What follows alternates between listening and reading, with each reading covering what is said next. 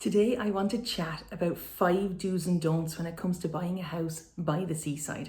I know you all want to live there. I know it's everybody's dream to move to somewhere with the waves lapping again. You're not your front door, that sounds terrible. But at least your front yard. So I have a couple of things that I keep in mind when I'm looking at houses by the seaside, and I think they're going to help you too. So let's get started with number 1. Okay, first off, don't just look in resort areas. The amount of times I hear people wanting to move to the seaside and going, I'll only live in West Cork, or I'll only live within 2 kilometres of Dingle. Lads, you are putting yourself in for a world of hardship.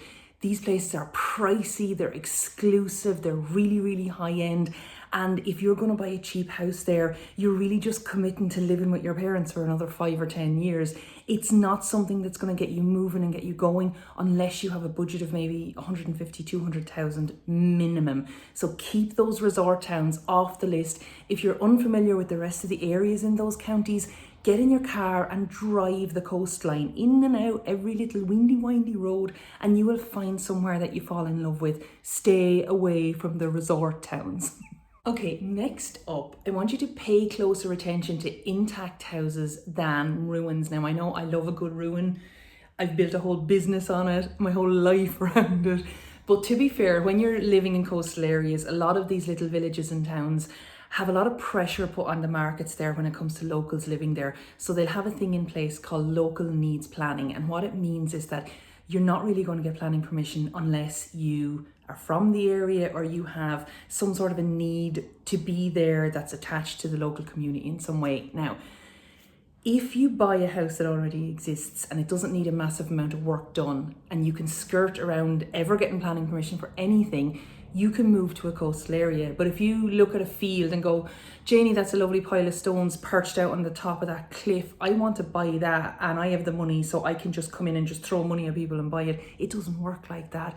You have to be a member of the community to get planning permission. So if you look for intact houses instead of really, really big projects, you can usually do them up without ever getting planning permission at all. And then you get around the local needs planning. Yay! Okay, I get so many emails about this one that it has to go in here. Don't just assume that you can buy a plot of land beside the seaside and come in and pull in a caravan or a mobile home or pop up a little temporary cabin. You can't do that. Even pulling a motorhome in for months at a time is something that's not allowed.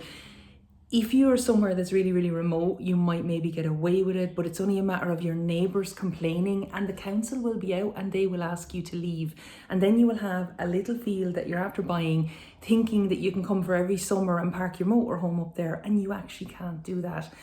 It's different, I think, in rural Ireland, where people have a tendency to kind of chance this stuff in their parents' gardens, places like that. They're a lot more off the beaten track. But when it comes to right beside the beach or somewhere like that, and you see maybe a little third of an acre for 20,000 or 10,000, and you think, oh my God, I could totally do that, and I could put a little cabin up or even put my tent up. Just be aware that the neighbours are going to have a say as to whether you can keep that tent there for very long. So you have to keep that in mind when you're thinking about handing over any cash.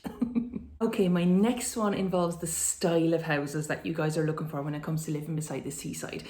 Going and deciding you want to buy somewhere on the coast and holding out for a 2-story farmhouse is something that can really, really narrow down your search results, and it's something that can make your search drag on for years.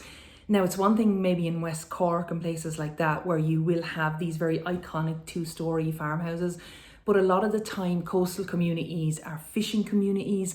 They lived in very, very small, very, very sturdy stone cottages that had 2 rooms, maybe 3 rooms, and that's about it. Usually the bigger 2-story farmhouses are attached to farmland, so you're looking at very fertile land, maybe in the east or the southeast or the Midlands. This is not really a stony, coastal, cliffy thing, so just don't be holding out for a 2-story house. If a 2-story house is 100% a deal breaker for you and you have to have it, then you're going to probably have to start looking a little bit more inland or up that budget.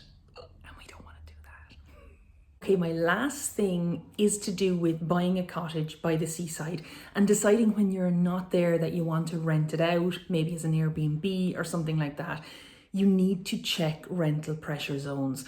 Rental pressure zones are one of those things that were brought in to protect locals, kind of like that in local needs planning as well.